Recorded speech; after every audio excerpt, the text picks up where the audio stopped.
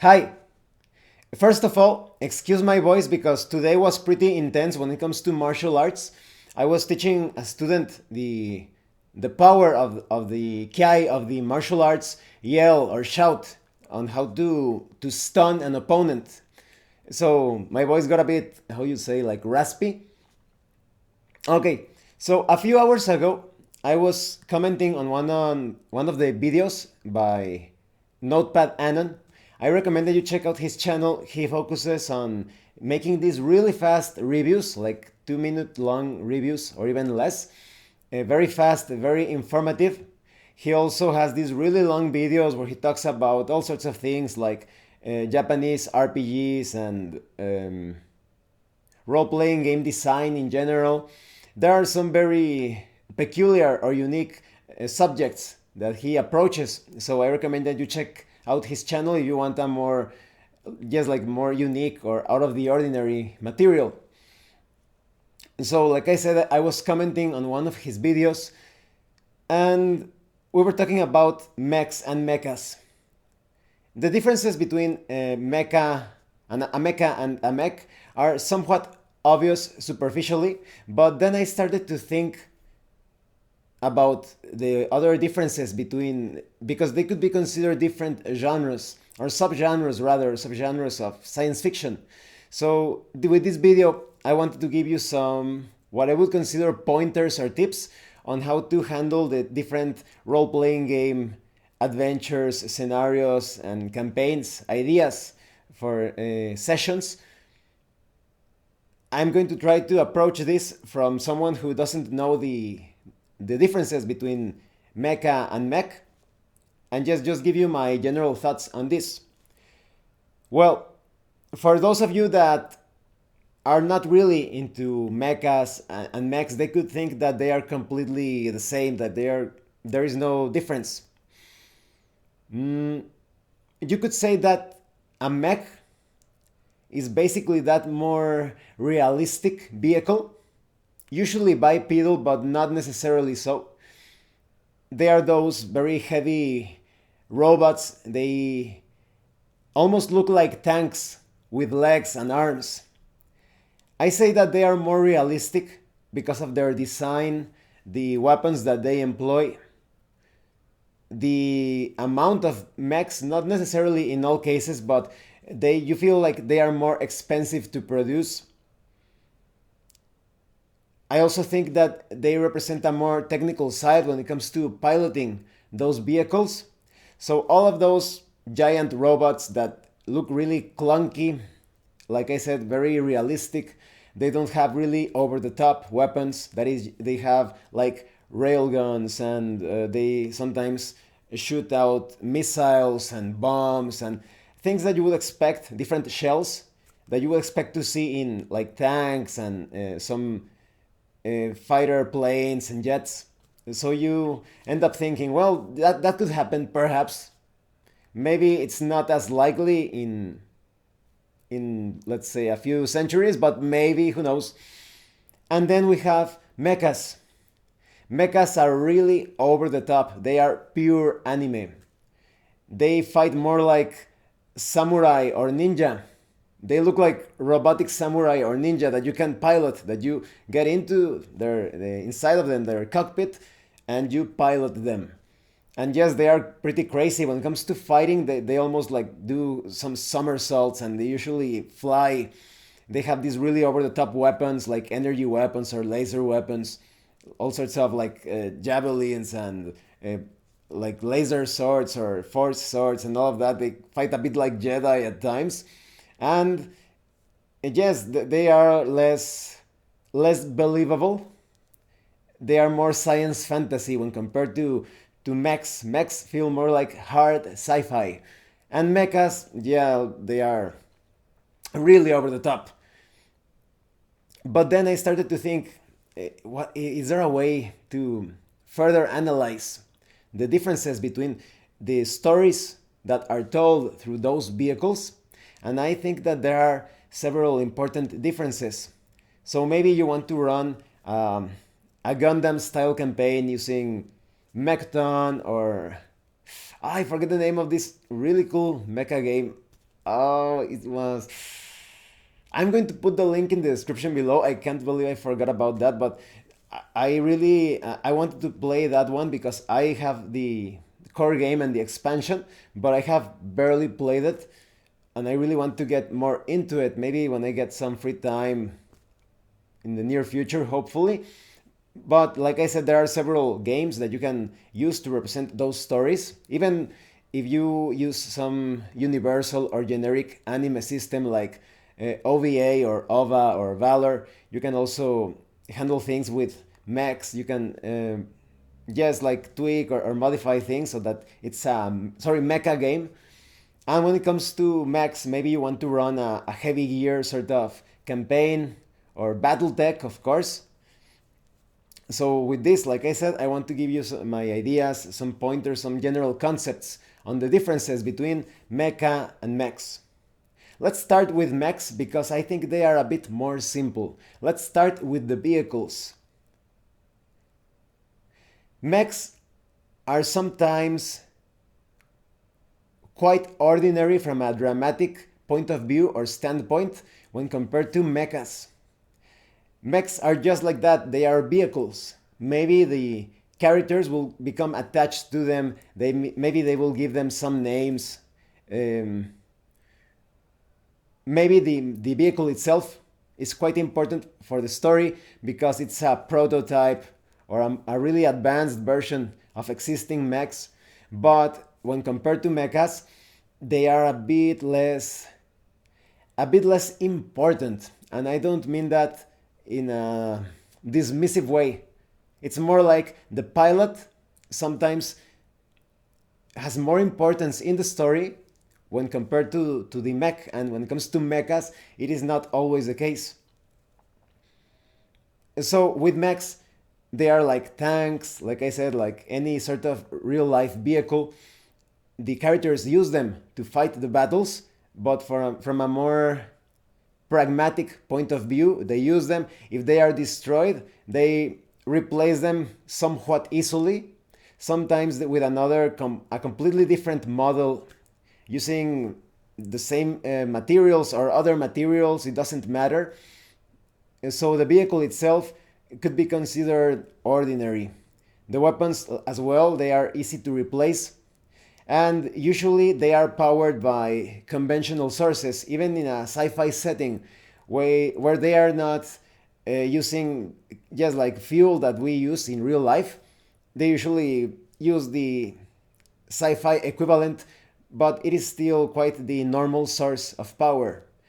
It is not always the case. Sometimes there is a special fuel or something or power source, but for the most part, you could be thinking, well, that could happen if we go into space and we go into this planet. Maybe we will find a new energy source and we are going to use that.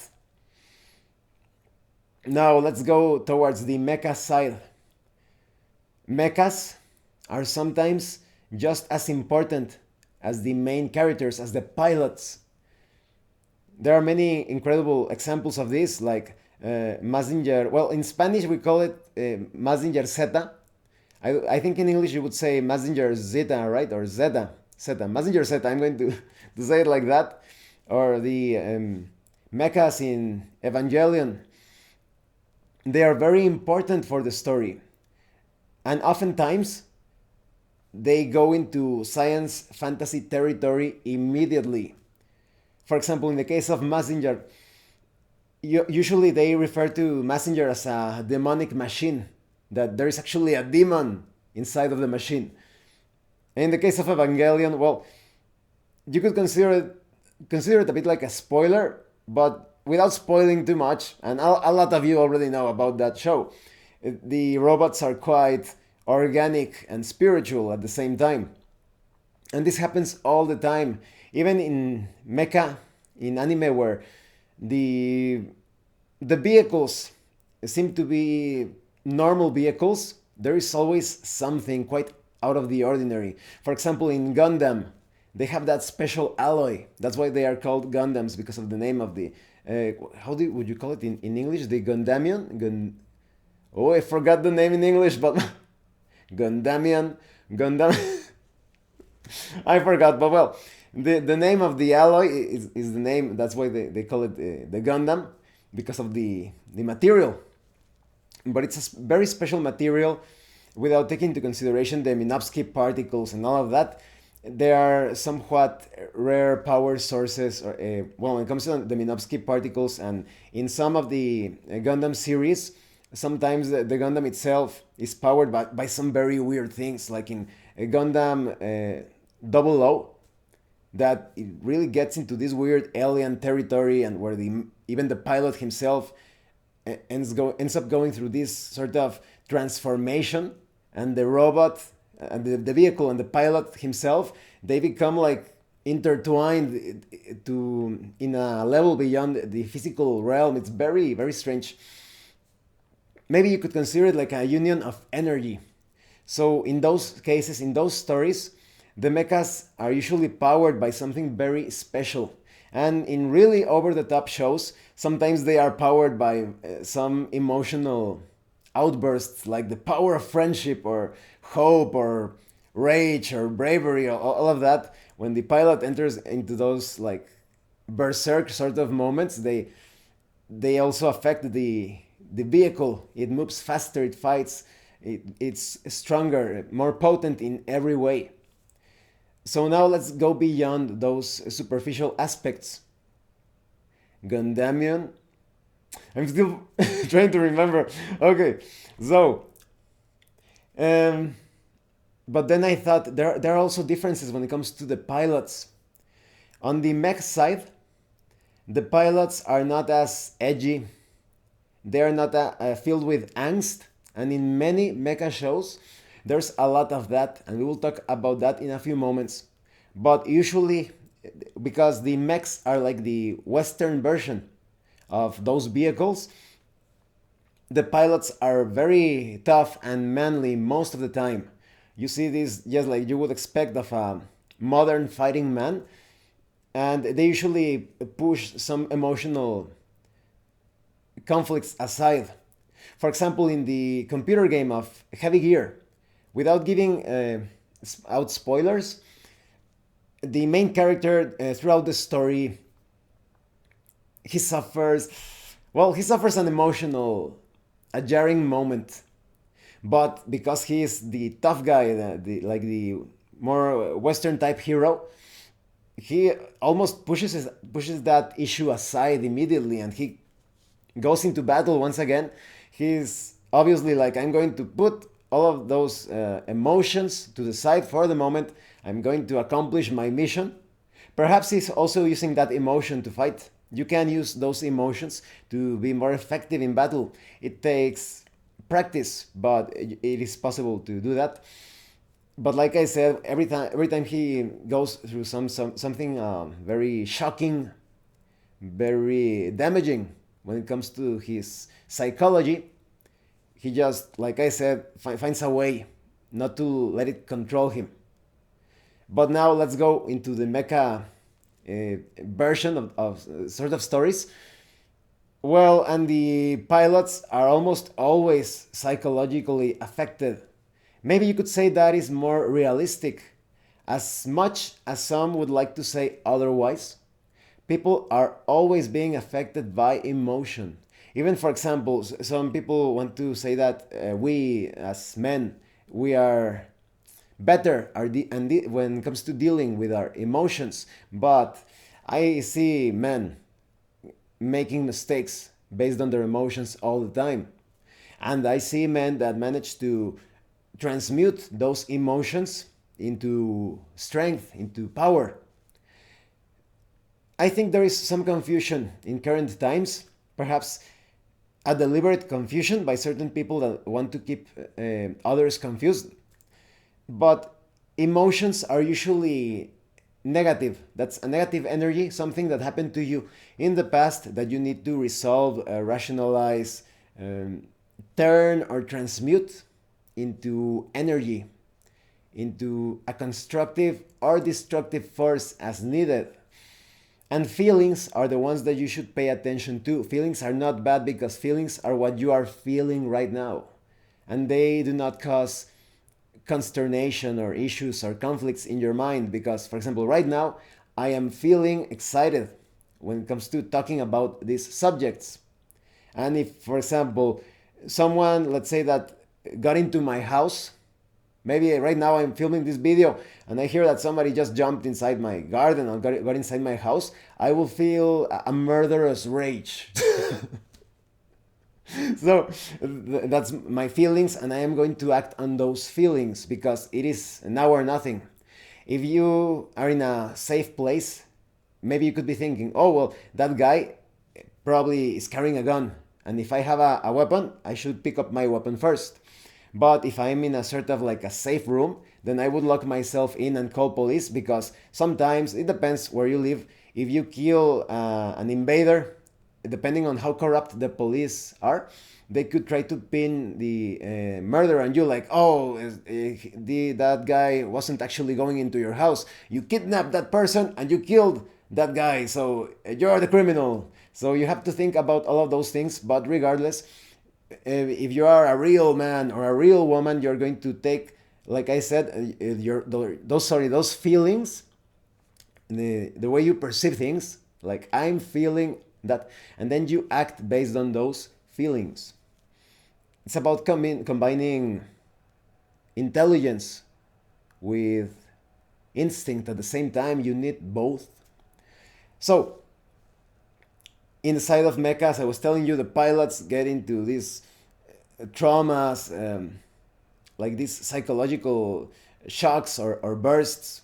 Sometimes they can't even pilot the mecha. They don't even want to get into the mecha, like the meme of Evangelion that get into the robot, Shinji, get into the damn robot.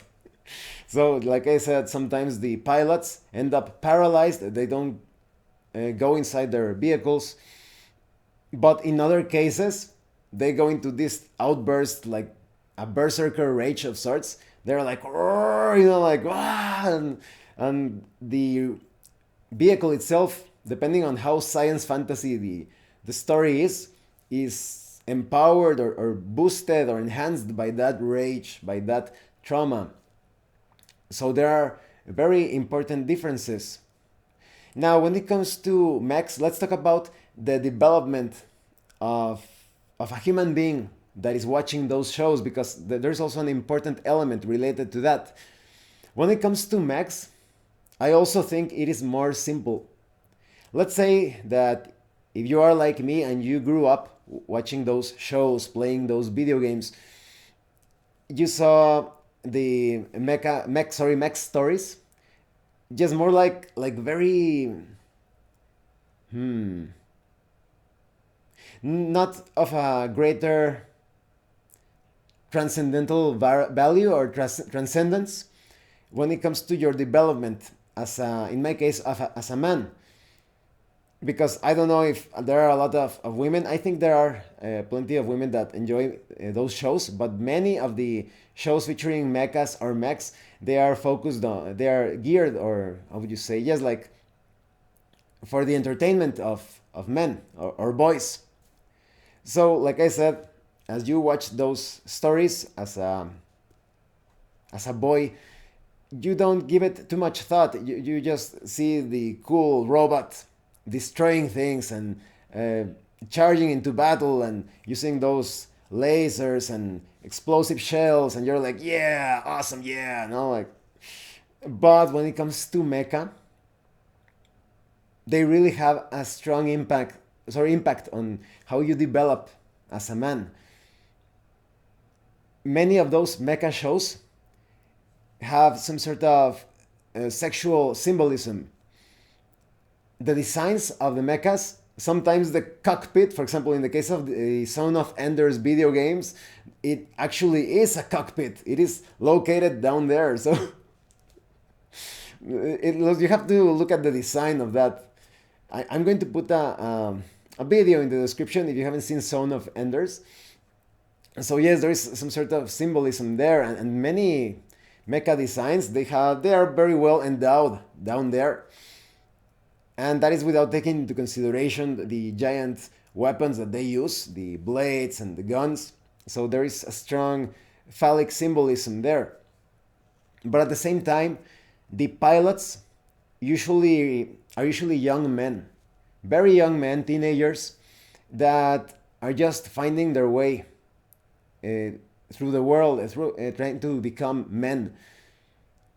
Like for example, in the case of Gundam, in Zeta Gundam, you have Camille, and he has many issues concerning his identity as a man. He usually gets provoked into fights quite easily, and because he looks somewhat not exactly like a girl, but you could say there are some effeminate features to him. Just for example, his hair looks a bit effeminate. Maybe because it's somewhat of a wavy hair. When I was a teenager, my hair, because I kept it pretty short, I didn't experience that much of an issue concerning the hair. But right now, I'm just letting it flow because that's a subject for another time. But I think it's very healthy to let your hair flow. But Camille's always like, Camille's a man's name, and I'm a man, like. So when he gets to pilot the Gundam, he starts to mature, and this happens with many other pilots. Even with Amuro Ray, another pilot, he doesn't have too many issues concerning that becoming a man or that rite of passage into manhood. But there is always that transformation as the young pilot starts to kill his enemies and as his friends and family and loved ones start to die because of the consequence of war. You see the mecha as a vehicle not only of war but of a transformation, a human development machine, because as the pilots are taking on those very mature situations, they start to turn into men. So yes, there are some very important differences between mech shows and mecha shows, and so there can be some very dramatic differences as well when it comes to scenarios, adventures, and campaigns. Role-playing games featuring mechs and mechas are going to be very different, in my opinion. You can also see this in many RPG systems. All of those systems featuring mechs, they are a bit more technical. With the exception of Mechton, that's a very technical game. When it comes to the campaigns and adventures that were released for it, they are emotional campaigns that you would expect of the subgenre. But besides that, I think that's a bit of a failure of Mechton, that you do not have many traits and features like in OVA or OVA or Valor, that they even include things like when you are bleeding from the nose. Oh, excuse me. Oh, there you go. You are bleeding from the nose when the character gets really sexually aroused. It's like an anime trope. Many of you know it. And there are like many of those small details. And Mechton has very few of them. So you could say that Mechton, well, in my opinion, mechanically speaking, feels more like a mech game trying to be a mecha game. Unlike the other game that I am telling you, I'm going to put the link in the description, that I forget the name, I can't believe I forgot it. But in that game, I think they do a better job at representing that anime feel. And when it comes to, yes, the way in which you can approach campaigns and scenarios, it's always better to focus on those tropes. Even if they don't feel too original, you will do a better job exaggerating or hamming up the tropes than trying to play a more original experience, because it could end up a bit dull.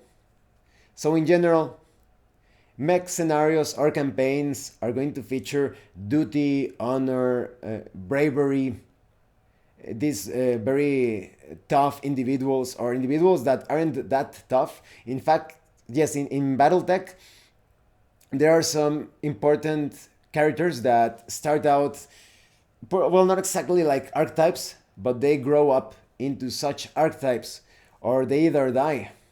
Like in the Battletech campaign, the name was Wolf and Dragon.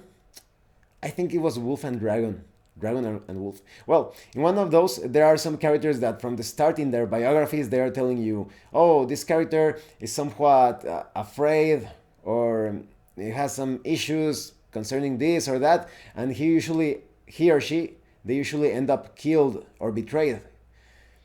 But when it comes to Mecha, there are many pilots that are allowed to have all of those issues, such weaknesses, and they, well, if they are the main characters, they usually become something better, or they sometimes become something worse, and they still are kept alive in some way. You could think that that is not as realistic, but yes, if we take into consideration that the mechs are more like normal vehicles from real life, but with that hard sci-fi twist, and mechas are vehicles that perhaps we will never get to see. Who knows? I don't think, well, at least within the next 5 centuries, it's going to be the next generations. Maybe they won't see them. If we take technology as something that is moving at a certain pace, maybe we're going to see more things more like mechs if we have the funds or the resources to create those things. But yes, it's very interesting to compare that to real life processes. But when it comes to role playing game campaigns and scenarios, really try to play out those tropes, in my opinion, as a personal recommendation. So, yes, this is a more complex subject, and I wouldn't consider myself as a complete expert. I've been watching mecha and mech shows and playing games and all of that since when I was very little, with the first Mazinger Z series, and then Gundam. No, it was Robotech, Macross, Gundam, all of that. But I just wanted to give you my general thoughts. There are probably many of you that are quite the experts in different aspects of mechas and mechs, so I recommend that you please write down your comments in the comment section. Give us more material, or perhaps if you think that I missed many other points, many important points, just let us know through your comments, or maybe you want to make a video response or whatever. So yes, well, thank you for watching this video. If you have further comments or questions, please let me know. And thank you so much to those of you that have been supporting the channel by sending drive-thru RPG gift certificates. If anyone else wants to further support the channel, the information on how to do that will be in the description below. Once again, thank you and see you later.